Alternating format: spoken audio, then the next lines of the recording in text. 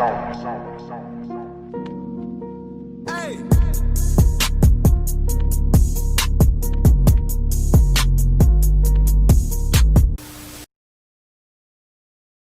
the Sony event left a lot of us upset, pissed off, and underwhelmed, I know me personally, I was left feeling all three. One thing I feel like Sony could have touched on more in depth was the PS5 digital edition. So today I'm going to break down and discuss all the features I believe that was overlooked that Sony doesn't want you to know about the PS5 digital edition.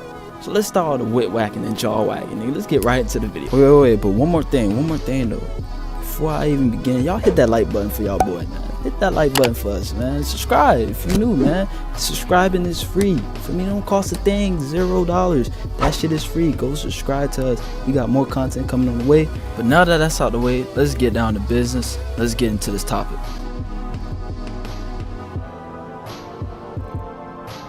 So allegedly, the digital edition is supposed to cost less than the standard PS5 edition.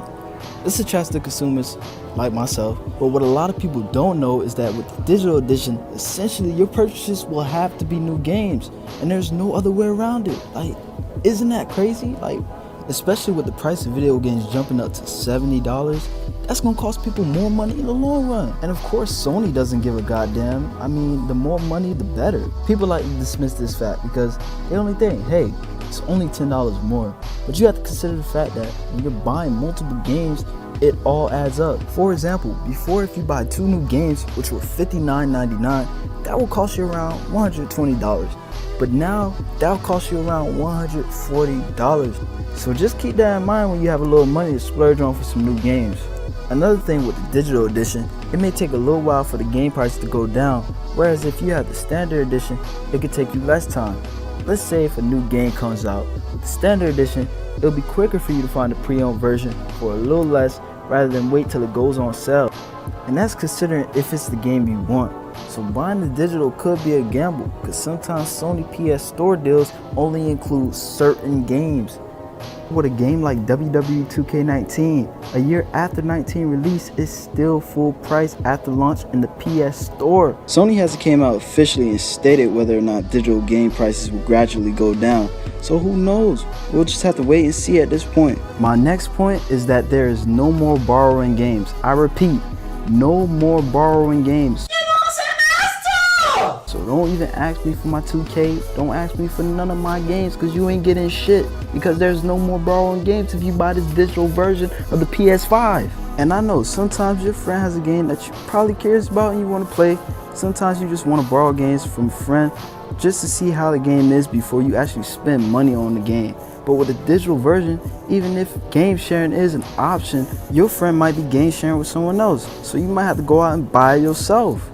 And to make matters even worse, yes, it's worse, my nigga. If you buy a game on digital at full price and you end up not liking the game, well, haha, nigga. Haha, nigga. Yeah, haha, nigga. You paid $70 and you ain't getting shit back because there's no returns for digital games. There's none. Sony may implement a return policy similar to what PC players use called Steam, where if you play a game for a certain amount of time, if you go over the limit, you won't be able to return the game. And that's a big if Sony has that option. And my last point, I'm gonna make this shit sweet and simple for y'all. If you have no internet, or your internet is trash as fuck, dog shit internet, your Wi-Fi is doo-doo, my nigga, you essentially wasted all your money. Because you really can't do much with that console, especially if your internet speed is trash. With the upgraded game engine and graphics, we may see an increase of storage for these games. So if you have terrible Wi-Fi, nigga, sucks for you. But come on, y'all boys, we in 2020 now. If your Wi-Fi ain't decent right about now in 2020, like, what the fuck is y'all niggas doing? Like, what is y'all niggas doing besides spending money on grabber and swishers and all this other bullshit? Like, get some better Wi-Fi, my nigga. Like, upgrade your Wi-Fi, my nigga. Especially if you plan on buying the digital version of the PlayStation 5. With all that being said, I'm gonna wrap up this video. Enough with the whip whacking and jaw smacking, my nigga. We're gonna wrap up this video. Hopefully y'all boys stick around and stay tuned. We got some lit ass content on the way, so stay tuned for that. And leave your thoughts down below. Let me know which edition are you buying. Are you buying the regular edition, the standard edition of the PS5, or the digital edition? Let me know, leave your thoughts down below. I go by Two Tone Tony, and I'm out this bitch.